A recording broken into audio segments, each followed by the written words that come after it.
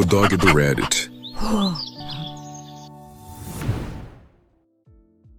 Minha namorada Karen me mandou a mensagem e eu acidentalmente comecei um incêndio e queimei a sua casa, mas o seguro deve cobrir tudo. E depois descobri que ela fez de propósito. Primeiro de tudo, a minha triste situação era que a casa ainda não estava realmente segurada. Eu tinha acabado de herdá-la oficialmente 3 dias antes. Mas no primeiro momento eu apenas lhe respondi: entendo, acidentes acontecem. Que bom que você não se feriu. Mas tudo mudou depois, pois descobri que ela tinha feito aquilo de propósito, para me forçar a me mudar para o apartamento dela. Quando o relatório da investigação de incêndio ficou pronto, tudo isso ficou totalmente claro. Sou um homem de 38 anos e estou aqui, em um quarto de motel, ainda cheirando a fumaça, tentando entender como minha namorada de 1 ano e meio acabou de destruir tudo o que importava para mim. 3 dias atrás, minha avó faleceu. Ela me deixou a casa onde cresci depois que meus pais faleceram, quando eu tinha 12 anos. O lugar onde ela me ensinou a cozinhar. Onde construímos aquela casa na árvore nos fundos. Onde 30 anos de memórias viviam. A mensagem chegou ontem, às 15h14, enquanto eu estava no trabalho. Verônica dizia, em amor, sinto muito. Eu acidentalmente comecei um incêndio na casa da sua avó. Eu estava tentando te surpreender limpando e derrubei uma vela. O fogo pegou, mas não se preocupe, o seguro vai cobrir tudo. Minhas mãos ficaram dormentes. Liguei para ela imediatamente. Nenhuma resposta. Liguei de novo. Caiu direto na caixa postal. Corri para lá, em uma viagem de 40 minutos que pareceu durar horas. A casa, o que restava dela, e ainda tinha caminhões de bombeiros estacionados na frente. Todo o segundo andar havia desaparecido. O primeiro era uma casca carbonizada. A casa na árvore no quintal, de alguma forma intacta, parecia estar de luto pelo fogo. O chefe dos bombeiros, Morrison, me chamou de lado. Você é o dono? Sou. Acabei de herdar há 3 dias. Sua namorada disse que tinha permissão para estar aqui. Dei sim, semana passada. Pedi para ela regar as plantas enquanto eu resolvia as coisas do funeral. Ele assentiu, fazendo anotações. Ela disse que foi um acidente com uma vela. Estamos investigando, procedimento padrão. Você vai precisar do relatório para o seguro. Certo. Seguro? Meu estômago afundou. Eu ainda não tinha transferido a apólice. A cobertura da vovó terminou quando ela faleceu. Eu planejava ligar para a seguradora no dia seguinte. Encontrei Verônica no apartamento dela mais tarde, chorando dramaticamente no sofá. A colega de quarto, Beta, a consolava. Sinto muito, ela soluçava, se jogando em mim. Eu só queria ajudar. Eu sei como essa semana foi difícil. Tudo bem, ouvi a mim mesmo dizendo. Acidentes acontecem. Ela recuou, com o rímel escorrendo. Você não está bravo? Estou em choque. Só preciso de tempo para processar. Claro. Ei, você pode ficar aqui. A gente praticamente já mora junto. E agora que a casa se foi, é o momento perfeito para oficializar. Algo no tom dela, inanimado demais, forçado demais. Talvez eu precise resolver o seguro primeiro. Já liguei para eles por você. Deixei um recado dizendo que é urgente. Você ligou para o meu seguro? Só estou tentando ajudar, amor. Voltei para o motel. Algo estava errado. Muito errado. Então lembrei, Verônica vinha insistindo para que eu me mudasse com ela mesmo antes da minha avó falecer. Aquela casa velha é longe demais do centro. Vai ser caro manter. A gente devia ter nosso próprio lugar. E 2 semanas atrás, quando contei que ia herdar e pretendia morar lá, ela respondeu. Mas e nós? Eu não quero viver numa casa velha e assustadora, longe do meu trabalho. Acessei o aplicativo da Ring, a câmera de segurança era uma das poucas coisas que sobreviveram, presa na garagem. Comecei a revisar as gravações. Lá estava ela, às 14h47, entrando na casa com um galão vermelho de gasolina. A atualização 1. Minhas mãos tremiam enquanto eu assistia às imagens. Verônica, clara como o dia, entrando na casa da minha avó carregando o galão às 14h47. Ela saiu às 15h08, sem o galão. Às 15h11, fumaça começou a aparecer pelas janelas. Ela ficou na garagem observando por 1 minuto inteiro antes de ligar para o 911. Baixei tudo, fiz 3 backups, mandei para meu e-mail. Depois liguei para meu amigo Craig, que é policial. Preciso que veja uma coisa, disse. Nos encontramos numa lanchonete. Mostrei as imagens no meu laptop.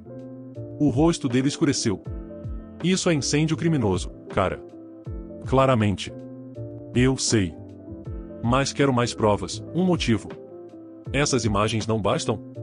Quero que ela se enforque sozinha, completamente.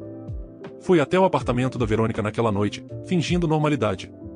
Ela estava toda carinhosa, amorosa, fez jantar, falou o tempo todo sobre como decoraríamos nosso lar. E olha, até fiz um painel no Pinterest com ideias de decoração, disse orgulhosa. Fingi me interessar, até ver algo. 3 semanas antes, ela tinha salvo um artigo em como convencer seu namorado a dar o próximo passo. Bonito isso, comentei. Quando começou a planejar tudo? Ah, recentemente. Depois do incêndio, percebi que foi o universo dizendo que devemos seguir em frente juntos. Certo, e o universo. Deixei que ela me servisse vinho, me abraçasse, até a beijei de boa noite, enquanto tudo era gravado no meu celular no bolso. Estou tão feliz que você não está bravo pela casa, ela sussurrou. Era pra ser. Era pra ser. Na manhã seguinte, enquanto ela tomava banho, peguei o celular dela, destravado, em cima do criado mudo. Mensagens com Bethan, do dia anterior. Bethan, você realmente fez isso? Verônica, tive que fazer. Ele nunca ia sair daquela casa mofada. Bethan, garota, você é louca. E se te pegarem? Verônica, e não vão. Ele está arrasado com a avó, nem pensa direito. Além disso, o seguro vai pagar tudo. Ganha-ganha. Bethan, e isso é insano, mesmo pra você. Verônica, em tempos desesperados. Aquela casa era a única coisa impedindo ele de se mudar. Problema resolvido. Tirei prints de tudo e enviei pro meu celular. Depois olhei o histórico de pesquisa dela, 2 dias antes do incêndio. Qual a temperatura necessária para o fogo destruir uma casa? Quanto tempo o corpo de bombeiros demora para responder? Incêndios acidentais em área rural? O que os investigadores procuram? Compras de galão de gasolina podem ser rastreadas. Ela comprou o galão em dinheiro num posto a 50 quilômetros. Achei o recibo na bolsa dela. Fotografei também. Quando ela saiu do banho, eu já estava vestido, pronto para ir embora. Pra onde vai, amor? Pro escritório do seguro, depois pra delegacia. Ela empalideceu. Delegacia? Por quê? Procedimento padrão em incêndios. Preciso do relatório para pedir indenização. Ah, certo, é claro. Quer que eu vá junto? Não precisa. Descansa, você passou por muita coisa. O sorriso dela, tão aliviado, tão satisfeita consigo mesma. A atualização 2. Fiz o boletim de ocorrência. Naquela tarde, o detetive Riley viu a gravação da ring câmera e imediatamente ligou para o investigador de incêndios. Senhora, precisamos que venha até a delegacia, disseram a Verônica por telefone. Ela me ligou em prantos. Eles querem me interrogar. Dá para acreditar? Como se eu fosse uma criminosa. Só conte o que aconteceu, respondi calmamente. Sobre a vela, né? Exatamente. A vela. Você vai confirmar para eles, né? Dizer que foi um acidente? Vou dizer exatamente o que sei. Ela apareceu na delegacia com a roupa mais inocente que conseguiu encontrar. Vestido leve, cardigan, maquiagem mínima. Eu já estava lá com o detetive Riley, observando por trás do vidro unidirecional. Eles começaram devagar, pedindo que ela descrevesse o que aconteceu.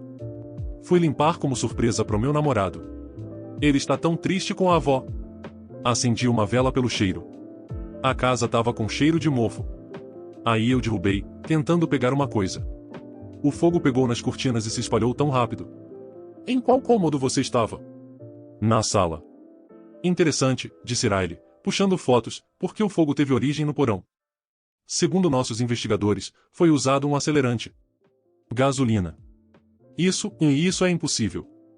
Também é interessante, temos filmagem da campainha de você entrando com um galão de gasolina. A máscara dela escorregou por um segundo. Pânico total. Depois ela conseguiu se recompor. Eu estava levando gasolina para o aparador de grama.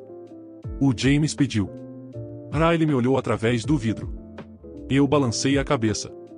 O Sr. Thompson disse que nunca pediu para você levar gasolina. Ele deve ter esquecido, ele anda tão estressado. Também temos suas mensagens de texto, senhorita Coleman. Sua amiga Bethan foi bem colaborativa. Foi aí que ela soube que estava ferrada. Mas em vez de confessar, ela se apegou à história. Você não entende. Aquela casa estava arruinando tudo. Ele ia me deixar por causa de uma casa. Uma casa velha que cai aos pedaços. Eu fiz isso por nós. Então você admite que ateou fogo? Quero um advogado. Certo. Mas saiba que o Sr. Thompson nos providenciou provas extensas, seu histórico de buscas, o recibo do galão, as mensagens com sua colega de quarto e uma gravação onde você admite que o incêndio foi intencional. Ela olhou para o espelho, sabendo que eu estava atrás dele. James, diga a eles que você entende. Diga que a gente se ama. Você disse acidentes acontecem.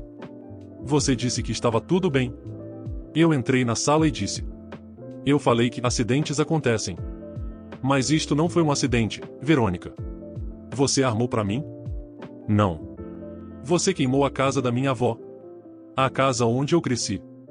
A casa com todo o álbum de fotos, todas as lembranças dos meus pais falecidos e da avó que me criou. Por quê? Porque você queria que eu me mudasse para o seu apartamento. Ia ser coberto pelo seguro. Ninguém ia se machucar. O detetive Riley levantou-se. Senhorita Coleman, a senhora está presa por incêndio doloso em primeiro grau, fraude ao seguro e destruição de propriedade. Enquanto a algemavam, ela gritou comigo e eu fiz isso por você. Por nós. Você nunca vai achar alguém que te ame assim. Tomara que seja verdade, respondi. A atualização 3. A sensação de direito dela escalou imediatamente depois da prisão. Em poucas horas, a mãe dela, Glória, estava enchendo o meu telefone de ligações. Como você teve coragem de prender minha filha? Ela cometeu um erro.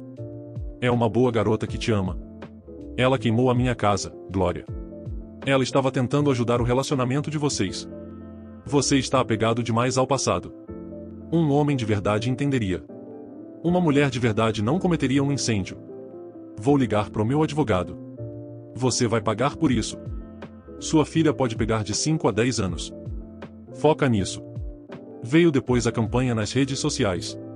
Bethan, a colega que virou a casaca quando a polícia apareceu, de repente criou coragem online.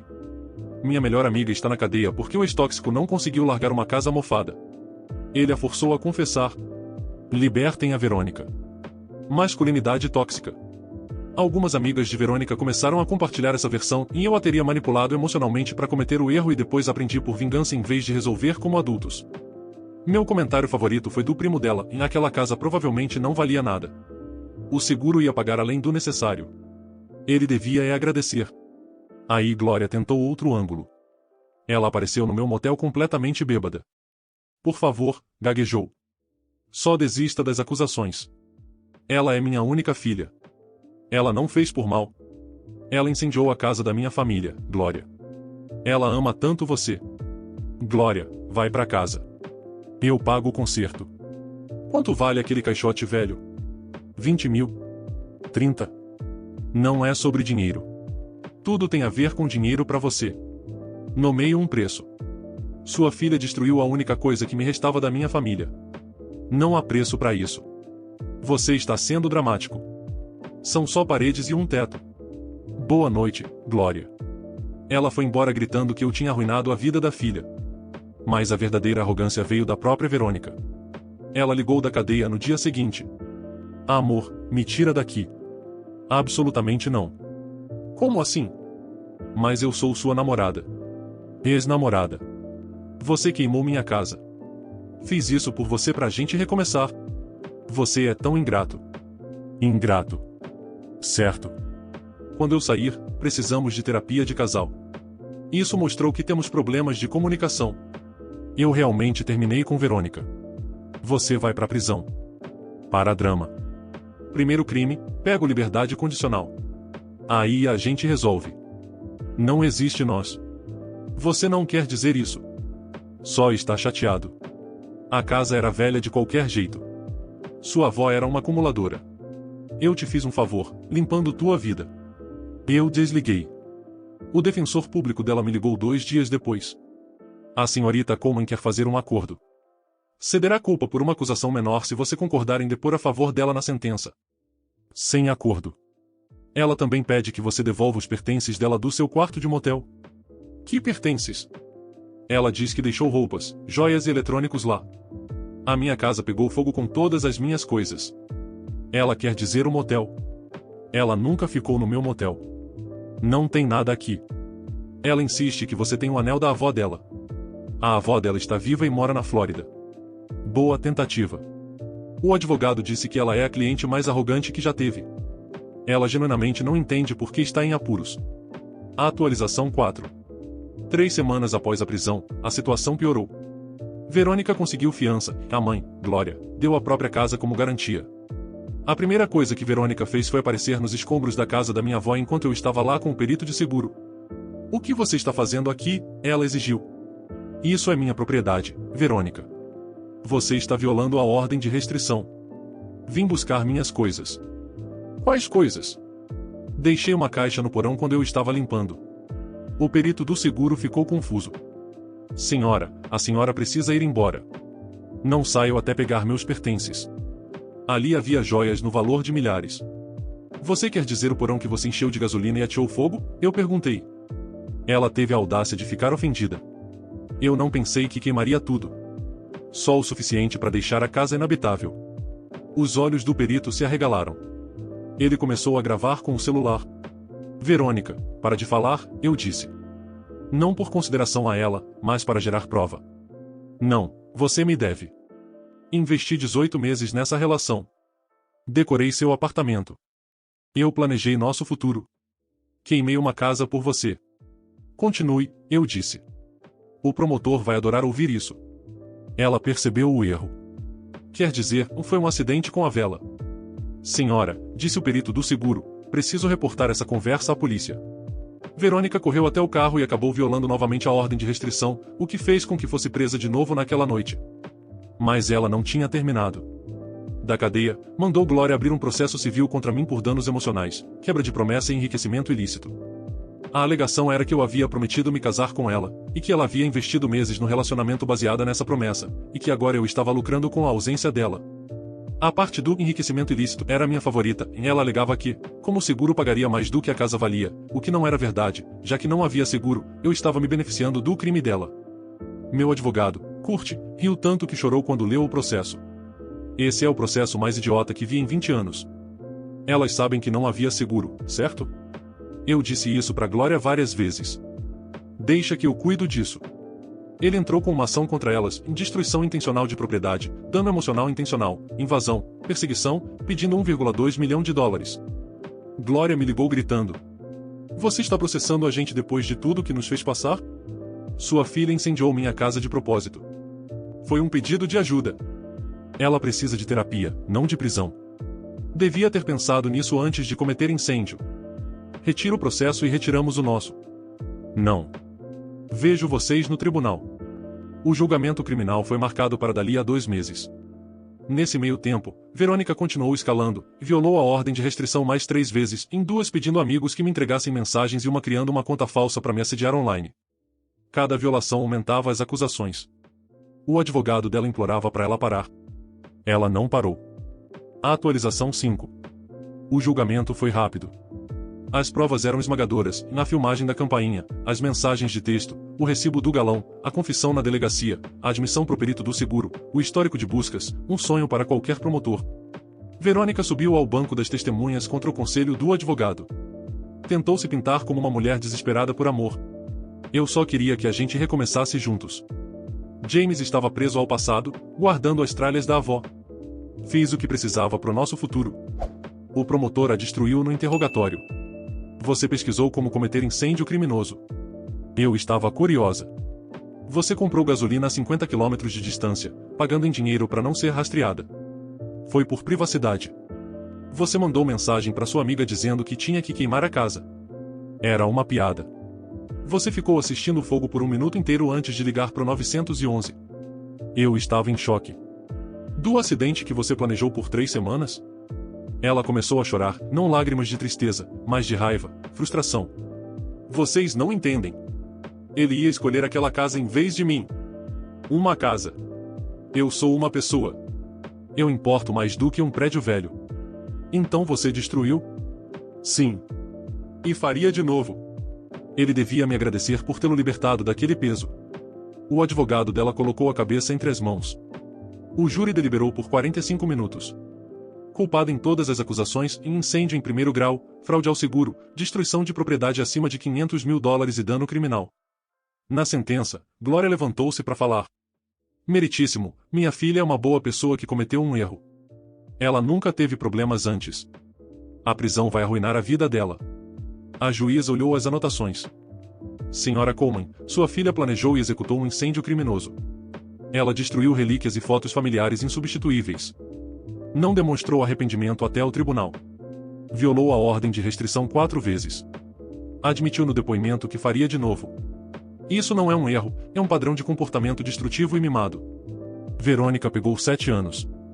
Gritou quando ouviram a sentença, em 7 anos por tentar salvar meu relacionamento. Enquanto a levavam, berrou pra mim, espero que se acabe sozinho naquela casa queimada. Ninguém vai te amar como eu. Glória tentou me atacar no estacionamento. Craig teve que contê-la. Agora ela também enfrenta acusações de agressão. O julgamento civil foi ainda mais rápido. Glória não pôde pagar um advogado depois de bancar a defesa da filha e tentou se representar sozinha, alegando que eu havia armado para sua filha. O juiz me concedeu 1,2 milhão de dólares. A casa de Glória, a mesma que ela usou como garantia para a fiança de Verônica, teve que ser vendida. As duas estão falidas. Mas sabe de uma coisa? Eu não me importo com o dinheiro. Ele não vai trazer de volta as receitas escritas à mão da minha avó. Nem as marcas de altura na moldura da porta da cozinha, de quando eu era criança. Nem o último recado de voz da minha mãe no velho secretário eletrônico que guardei por 26 anos. Verônica tirou tudo isso de mim porque achava que tinha o direito de controlar minha vida. Estou reconstruindo no mesmo terreno. Uma casa menor, mais simples. A casa na árvore ainda está de pé. A vovó construiu aquilo para durar qualquer coisa.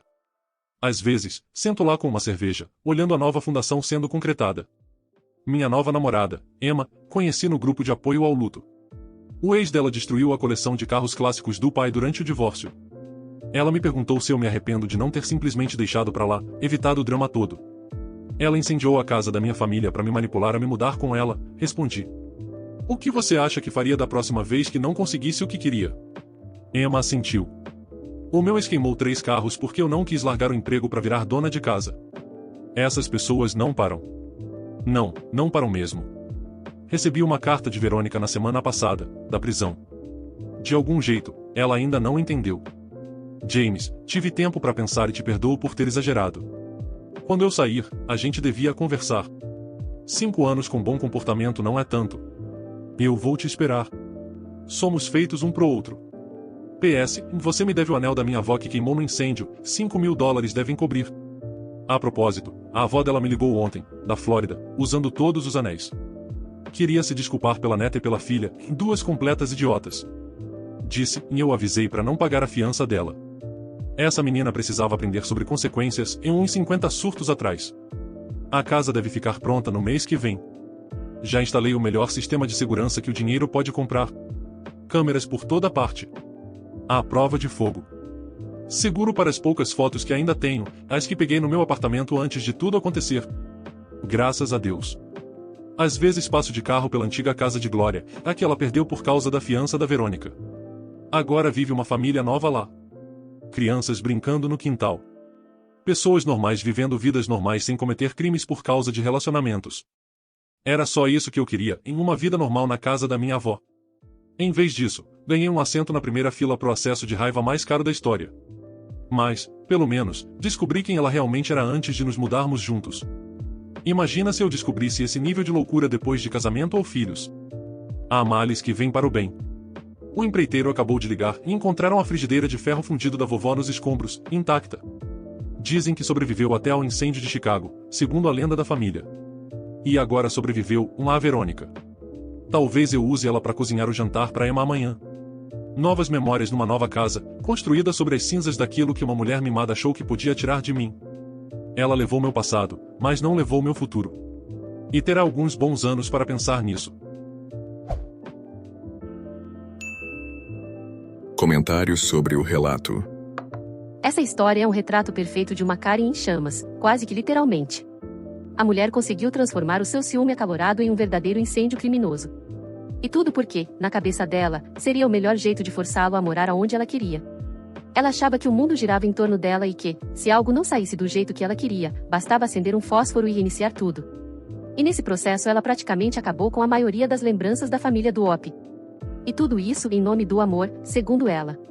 Mas esse é o tipo de pessoa que não sabe o que é o amor real, e também é o tipo de pessoa que faz qualquer terapeuta pedir por férias. Quanto ao Op, não sei como ele não percebeu a loucura dela antes, mas ao menos ele agiu bem ao decorrer dessa situação, e conseguiu apagar o fogo dela e mandá-la para a cadeia. E aí, meus amigos, beleza? O que vocês acharam desse relato? Me digam nos comentários. E se possível, deixem o like, hypem o vídeo e se inscrevam no canal. Valeu demais! Abraços! Espero que tenham curtido o vídeo de hoje. Um agradecimento especial aos membros do canal pelo suporte. Todos vocês ajudam demais. Considere você também se tornar um membro e se juntar à matilha.